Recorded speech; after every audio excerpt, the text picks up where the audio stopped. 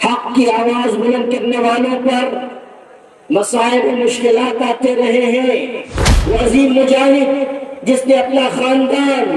اپنی جائیداد، اپنا سب کچھ اللہ کے نام پر لٹایا،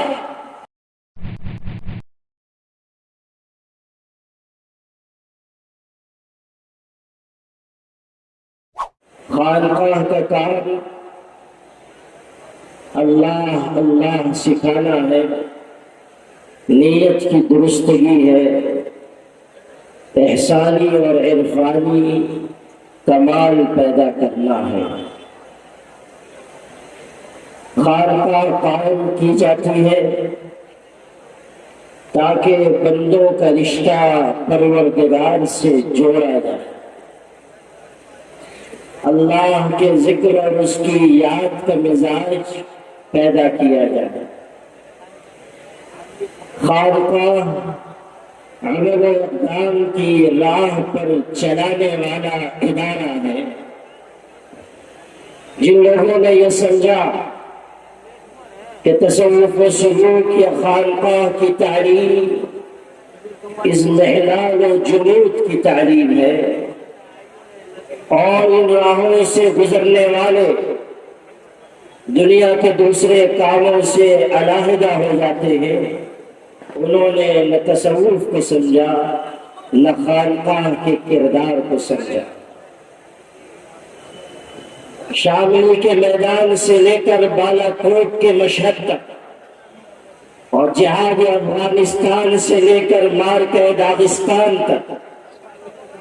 دنیا کے مختلف خطوں اور علاقوں میں جہاں جہاں مارکہ کارزار گرم ہوئے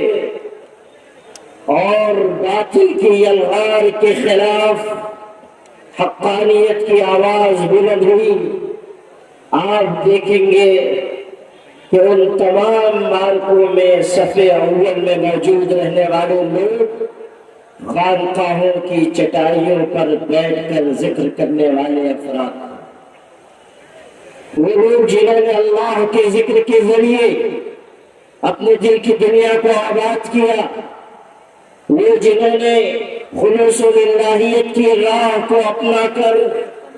اپنے آپ کو مادیت سے ہٹا کر روحانیت کی شاہراہ پر ڈالا، وہی لوگ تھے جنہوں نے مشکل وقت آنے پر باطل کے خلاف ایک زبردست آواز بلند کی اور ناحق کو ناحق کہنے کی جرأت کی،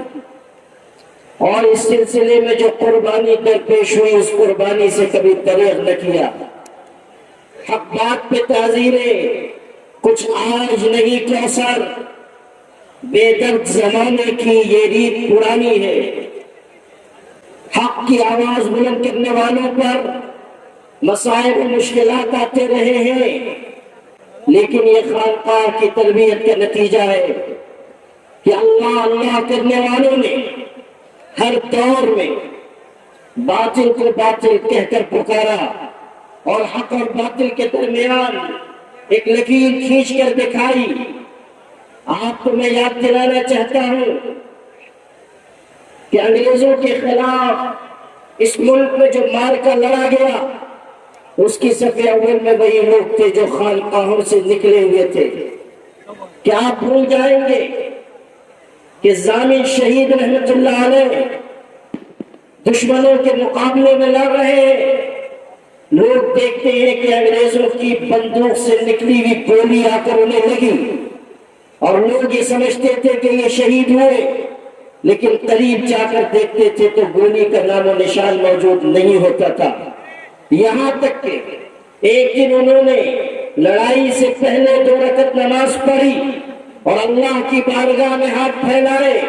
اور کہا کہ اے پروردگار، میں کرامت نہیں شہادت چاہتا ہوں۔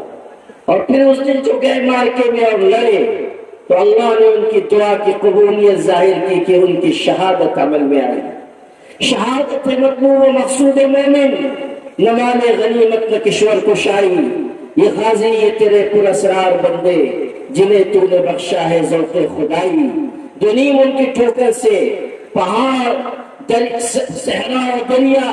پہاڑ ان کی ہیبت سے سمٹ کر ہے رائی۔ میرے بھائیو، آج قریبی مثال آپ کے سامنے عرض کروں کہ دشمنان دین کے سامنے سد سکندری بن کر کھڑا ہونے والا وہ عظیم مجاہد جس نے اپنا خاندان، اپنی جائیداد، اپنا سب کچھ اللہ کے نام پر لٹایا اور یہ اعلان کیا لن نعترف باسرائیل کہ ظالم اور جابر اسرائیلی قوت ہم کسی بھی قیمت پر برداشت نہیں کریں گے۔